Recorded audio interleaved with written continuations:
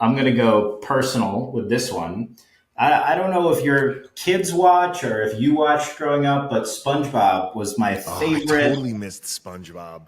It was my favorite show growing up. Adventures. I just Yeah. watched it all the time. It came out a year Yep. before I was born in 1999, and uh, when I realized about 3 years ago that the first season of the show was painted by hand.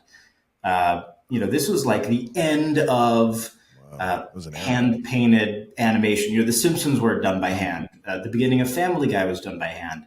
And then around 2000, it all went to digital and nothing was ever done by hand again. Huh. But the first season of SpongeBob made the cut. So just the first season was done by hand. So every background was hand painted that was used for the show. And this is probably my favorite one. I have quite a few, but this is definitely the favorite.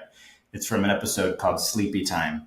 I'll show you two more quick that I just pulled out. This is from an episode called SB 129. These are the ones that were actually used to make the show. So you, like a game worn jersey, you can photo match it to the episode, Right? Because each paint dot is unique and they can't be replicated because it would require. It's impossible for a machine to do it because of the paint dot technique they use. But yeah, so the backgrounds there were about 200 per episode. And most of them are just boring. They're like the sky and the ground and nothing exciting. But then there are some that are really incredible and beautiful and art that's recognized around the world. It's one of one. And then the cells, which I generally don't go after, but they're really cool. There were about, there are tens of thousands per episode because each slight movement that you saw was a different hand painted cell. So it's pretty cool. That's a good get. I feel like there's definitely some meat on there, and 10, 15, 20 years from now, that's a thing a lot of people are going to be very jealous of.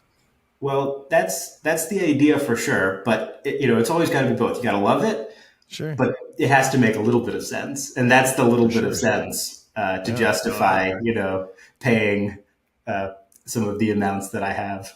Well, and you can also bet, like, technology keeps marching forward, and so you're right. Here was this era shift, enhanced. Yep.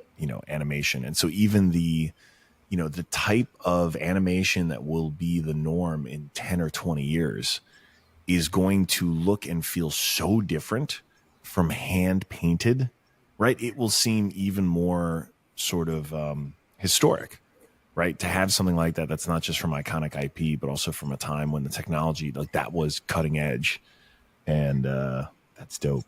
Damn. I mean, one day it's going to be the click of a button. And then you have an entire show, and maybe it's the platforms that enable that or the individual. But it's true with collectibles too, not just SpongeBob, but Pokemon would be a great example, right?